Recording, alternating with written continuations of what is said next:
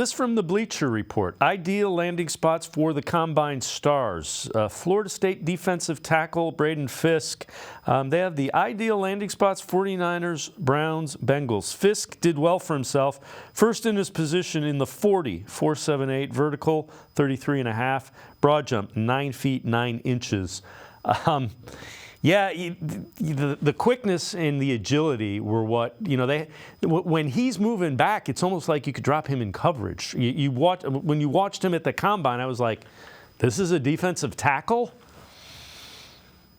Yeah, right. I mean, he tested off the charts. And his tape at FSU, too, is a guy that plays with a ton of effort on every single snap, plays through the whistle. I'm not going to say he looks like a bad athlete on his tape, but I just didn't think he would test off the charts like this. I think he'd be a fun chess piece for Jim Schwartz, no question, because the effort and intensity is already there, and now we know he's a special athlete, too. So he was probably the biggest winner of the entire week in Indy. I don't think he's going to be a first-round pick, but I think he went from, late second, early third to now probably a top 50 prospect. Yeah, which kind of moves him right out of that range where the Browns will be picking late in the second round. Who are some other guys that you thought really stood out at the Combine, some of the Combine winners? Yeah, I think Theo Johnson at Penn State, who also tested off the charts. And there was a little bit of production from him last year, but not a great passing game.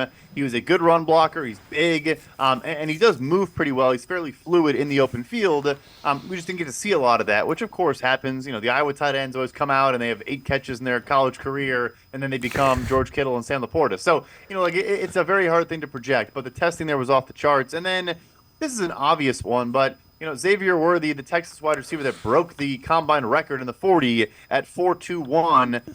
To me, he was a guy who was probably not going to go in the first round, probably a top 40 pick. And now I just think some team's going to sit there and be like, speed kills. We got to just take him. And now I think that late first, all those teams that need receiver, Kansas City or, whoever in that late range, maybe just pulls the trigger. Yeah, think about John Ross, who's 40 time he broke. I think he went in the top 10. I think he went 9 or 10 to the Giants the year he came out.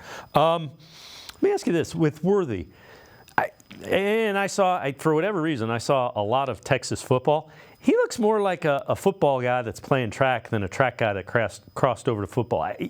When I look at him, and I'm probably comparing him to Anthony Schwartz, who the Browns drafted, and I'm like, where was this guy in Anthony Schwartz is kind of the response that I had. You see a better understanding of how to manipulate leverage and erase angles for defenders, and I think just navigate a football field. Being fast helps, but there's also more nuance to it, and I would agree. I think you see Worthy, good stop and start ability, avoiding contact, and like I said, just knowing how to use the full field to his advantage. I would agree with that.